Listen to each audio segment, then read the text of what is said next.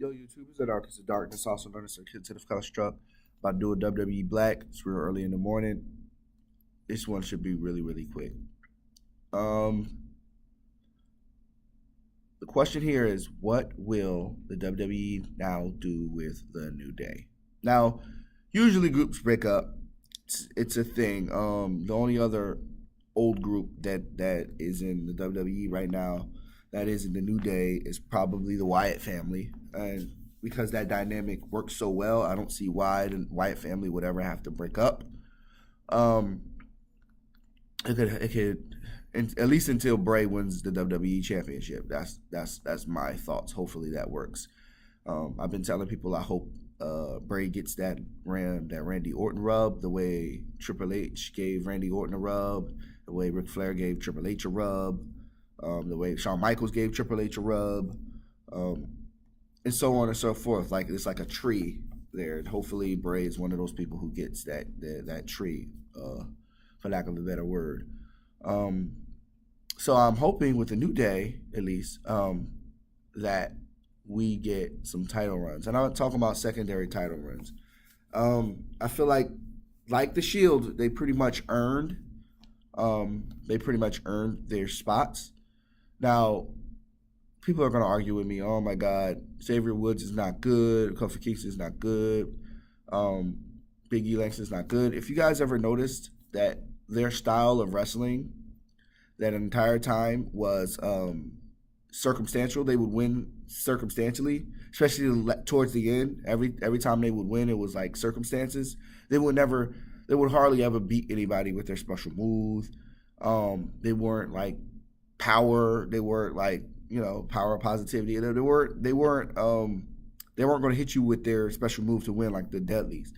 They were going to beat you and outsmart you. That was their style of wrestling. So we really never got a chance to see how good any of those guys are, except for Kofi, because Kofi been around for a while. Also, if you watch TNA, you know Xavier Woods is good too. Big E Langston, he's a former football player. I feel like if they decide to run with him, then it'd probably be a whole lot better, because not only is he a big motherfucker, he can speak. Obviously, he can speak. He's funny. And he's an entertaining kind of guy.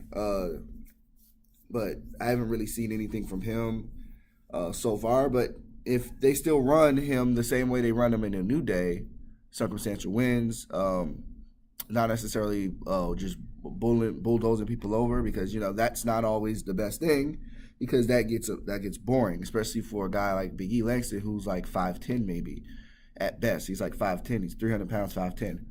So maybe 5'11", probably most likely 5'10". But he, my whole point here is like, what is the WWE going to do with the New Day? I said these in 3 different videos. Like, I hope they win Money in the Bank. There were rumors saying that Big E Langston may maybe do something next year. I don't know. I hope to gosh that it's the next Money in the Bank.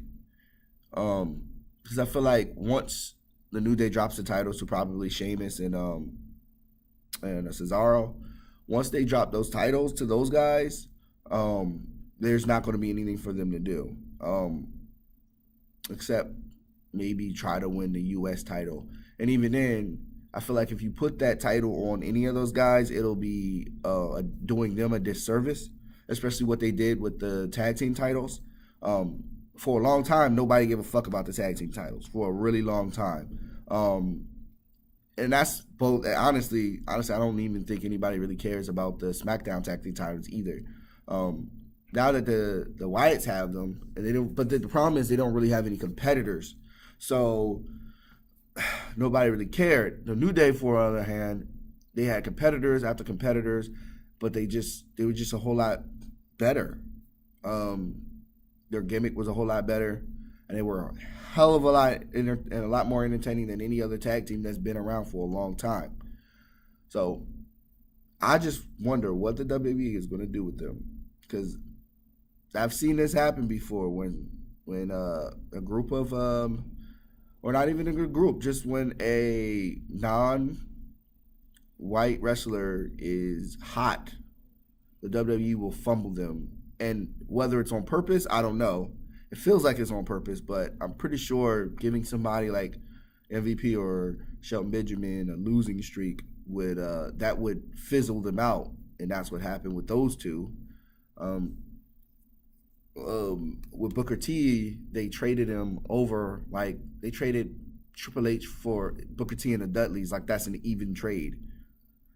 No, Triple H is not worth that much, and they made it, and they did it in a way that was kind of was hella disrespectful. So there's a lot of things that the WWE has done that devalues a lot of wrestlers who happen to be browner than most, and I just want that to stop. Stop. Damn.